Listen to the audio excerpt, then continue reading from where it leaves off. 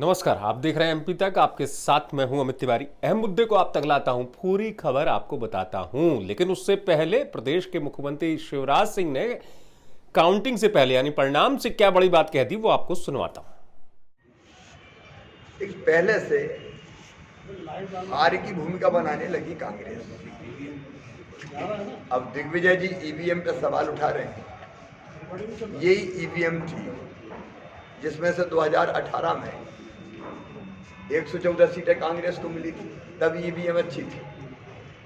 और अब जब उनको लग रहा है कि पूरी तरह पराजित हो रहे हैं तो सारा दोष ईवीएम पे मढ़ दो और खुद छुट्टी पा जाओ।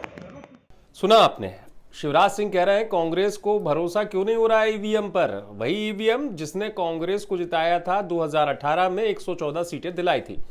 उपचुनाव की लड़ाई में ईवीएम क्यों आई, ये खबर आपको बता दूं। दिग्विजय सिंह जो है उन्होंने बड़ा सवाल उठाया। दिग्विजय सिंह ने दरअसल ट्वीट करते हुए लिखा, ईवीएम पर उनको शक है और लिखते हैं ट्वीट में कि तकनीकी जो युग है इसमें जो विकसित देश हैं वो ईवीएम का इस्तेमाल नहीं करते। भारत और कोई छोटे देश हैं वो ईवीएम का इस्तेमाल कर लेते हैं, लेकिन विकसित देश ऐसा क्यों नहीं करते? क्योंकि उसमें चिप होती है, उसको हैक किया जा सकता है। ये दिग्विजय सिंह ने बड़ा सवाल कर दिया। और देखिए, मतदान संपन्न हुआ।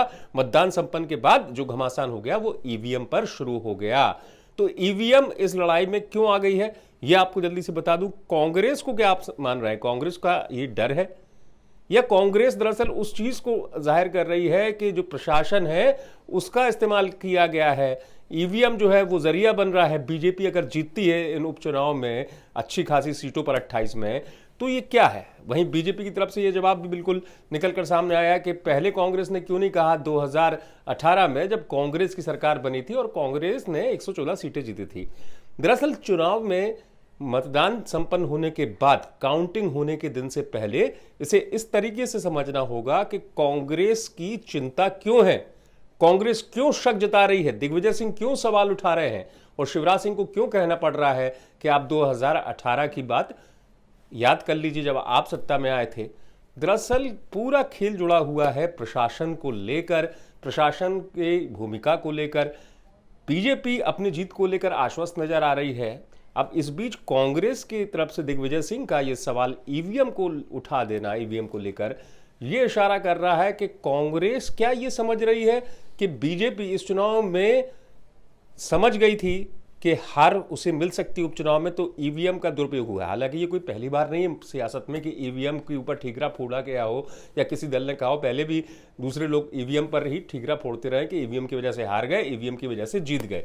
लेकिन प्रदेश के उपचुनाव की लड़ाई में अगर ईवीएम अब आ चुकी है मसले के तौर पर, तो ये सोचना होगा कि ये कैसी रणनीति है, कांग्रेस क्या कहना चाह रही है और बीजेपी क्या जवाब के तौर पर डिफेंड कर रही है कि कांग्रेस को डर क्यों लग रहा है।